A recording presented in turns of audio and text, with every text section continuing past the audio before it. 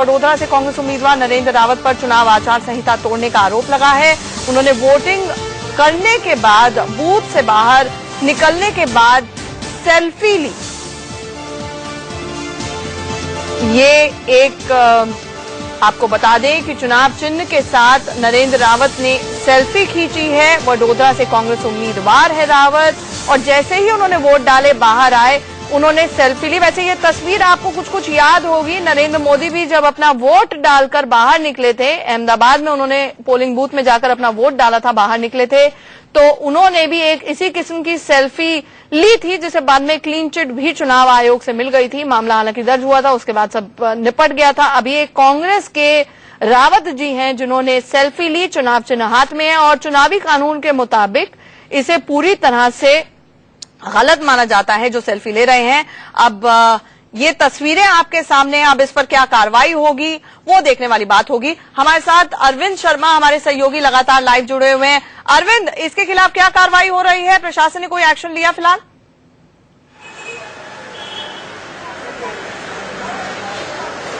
देखिए, जहां तक सेल्फी का मामला है, नरेंद्र रावत ने जो इलेक्शन कमीशन, नरेंद्र रावत के खिलाफ इलेक्शन कमीशन ने जांच रिपोर्ट मांगी है। जिला कलेक्टर ने जांच के, जो निर्वाचन आयुक्त है उन्होंने जांच के आदेश दे दिए हैं। अब देखना ये होगा कि उस जांच में क्या तथ्य निकलकर सामने आते हैं। जिस तरीके से विपक्ष ने, भारतीय जनता पार्टी ने आरोप लगाया है कि उन्होंने सेल्फी का उपयोग किया और उसके बाद नरेंद्र रावत के खिलाफ जांच चालू कर दी गई है। ठीक है, जांच शुरू हो गई है। और वैसे हमारे साथ पैनल जुड़ा हुआ है, मैं एक बार फिर से इंट्रोड्यूस करा देती हूँ। हमारे साथ डॉक्टर संबित पात्रा बीजेपी का पक्ष रखने के लिए, रोली मिश्रा समाजवादी पार्टी से जुड़ेंगे हमारे साथ, आलोक मेहता जी, विनोद अग्निहोत्री जी, प्रदीप सिंह जी, तीनों के तीनों वरिष्ठ पत्रकार हैं, हमारे साथ जुड़े हुए हैं। रजत हमारे सहयोगी सहारनपुर से जुड़े हुए हैं। सीधे पहले रजत के पास एक क्विक रिएक्शन के लिए चलते हैं।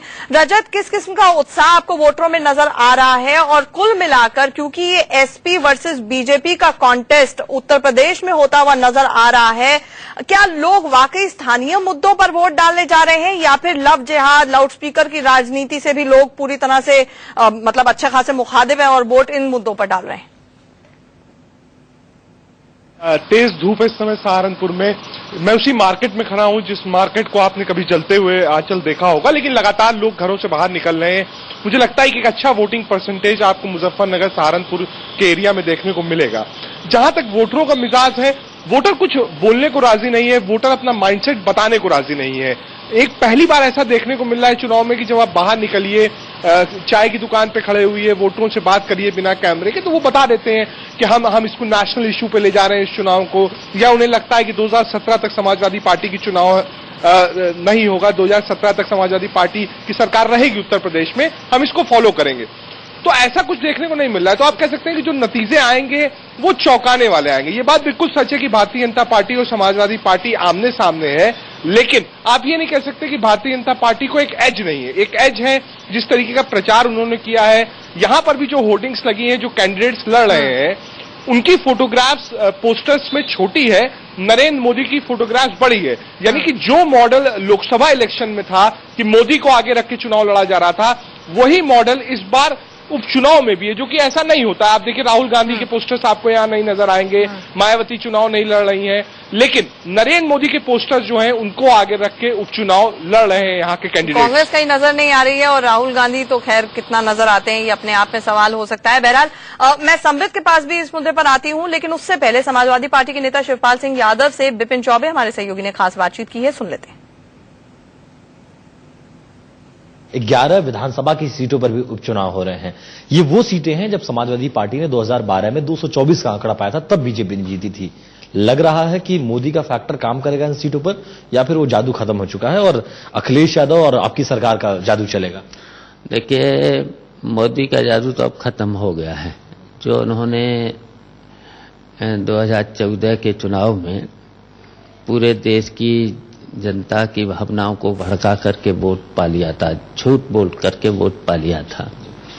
अब ये उपचुनाव हो रहे हैं और 3 महीने में भारतीय जनता पार्टी की पोल खुल चुकी है। आपने दंगों का जिक्र किया।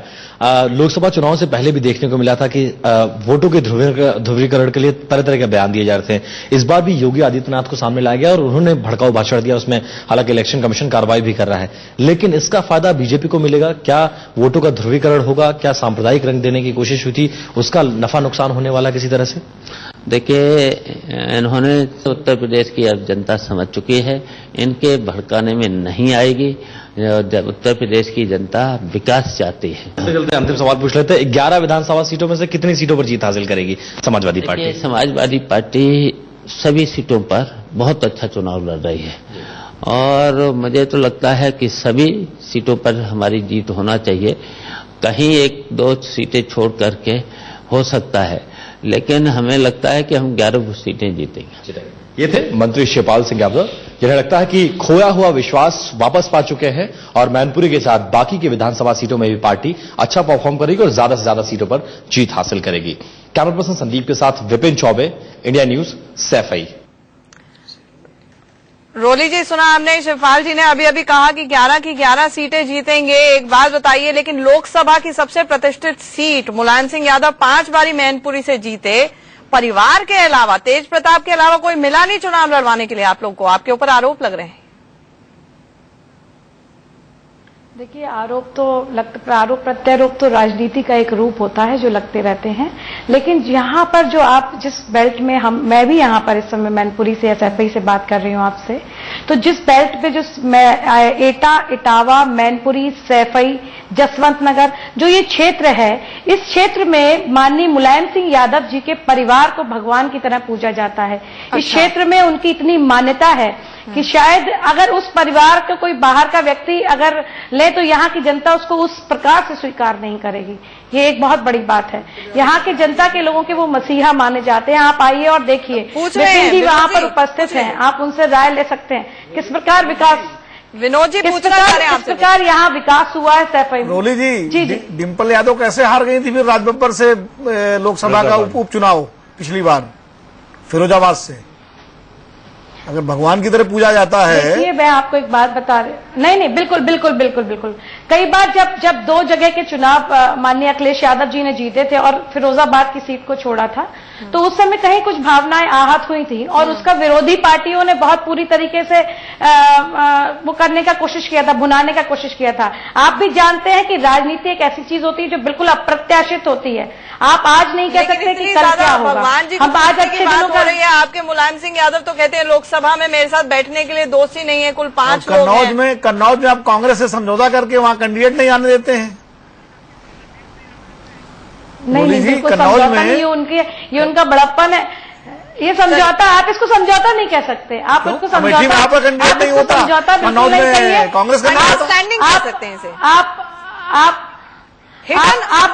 आपसी भाईचारा, आपसी नहीं, हिडन नहीं, खुला था कि भाई मुलायम सिंह यादव और डिम्पल के खिलाफ कांग्रेस ने कैंडिडेट नहीं खड़ा किया और सोनिया गांधी और मान लीजिए समाजवादी पार्टी ने नहीं किया। नहीं, लेकिन नहीं, आपसे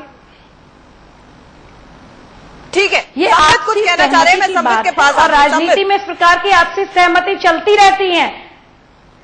ठीक है, संबित कुछ कहना चाह रहे हैं। संबित। आंचल जी, हाँ, मुझे भगवान के बारे में कुछ कहना था। मैं ये कह रहा था कि अभी जो हमारी मित्र कह रही थी कि वहाँ पूरे क्षेत्र में मुलायम सिंह यादव जी का परिवार भगवान है और उनको लोग भगवान की तरह पूजते हैं, तो मैं बता दूं वो कौन से भगवान हैं। वो विकास के शनिदेव हैं, डेवलपमेंट के शनिदेव हैं और डेवलपमेंट पे पूरी तरह से ग्रहण लगाया। आप सैफई आ जाइए, नोएडा के स्टूडियो से बैठ करके आप डेवलपमेंट नहीं दे सकते हैं। बहुत जल्दी ध्वंस भी कर। आंचल जी, संदीप जी को बोल दीजिएगा कि विदुर की दृष्टि। आज शनिवार भी है, मैं नमस्ते करता हूँ शनिदेव। विदुर बहुत बुद्धिमान समझे जाते हैं। है रोली जी, इसलिए मैंने कहा विदुर नहीं, दृष्टि संजय की। आप एक बात याद रखिए, शनिदेव ऑफ डेवलपमेंट। स्टूडियो में बैठ करके, नोएडा में बैठ करके सैफई क्या डेवलपमेंट हो रहा है आप जो नहीं जान सकते। विकास पुरुष है आपकी पूरी इंडिया न्यूज की टीम यहाँ पर मौजूद है। अच्छा ठीक है, आपके जो विकास मौजूद है, आप मोदी कहिएगा कसैफे के विकास को देखेंगे। लेकिन आप भी तो विकास की बात वहां पर नहीं कर रहे हैं ना, उत्तर प्रदेश में। आप भी तो लोग लव जिहाद की बात कर रहे हैं, लाउड स्पीकर की बात कर रहे हैं, तो विकास का मुद्दा आप छोड़ दें तो ज्यादा बेहतर होगा। भगवान का मुद्दा आप उठाना चाह रहे थे अभी, वो उठा लेते तो अलग बात होती। लेकिन माफ कीजिएगा, मुझे एक छोटे से ब्रेक के लिए रुकना पड़ रहा है, हम तुरंत लौट रहे हैं, चर्चा जारी है और इस पर अब एक्सपर्ट्स की भी राय लेंगे कि आखिरकार चाहे वो मायावती हो, क्या वो वाकई हाशिए पे पहुंच जाएंगी। मुलायम के लिए इन चुनावों का क्या मतलब है और 2017 में इस उपचुनाव का क्या इंपैक्ट होगा, इन सभी मुद्दों पर चर्चा लेंगे, एक्सपर्ट्स की राय लेंगे एक छोटे से ब्रेक के बाद।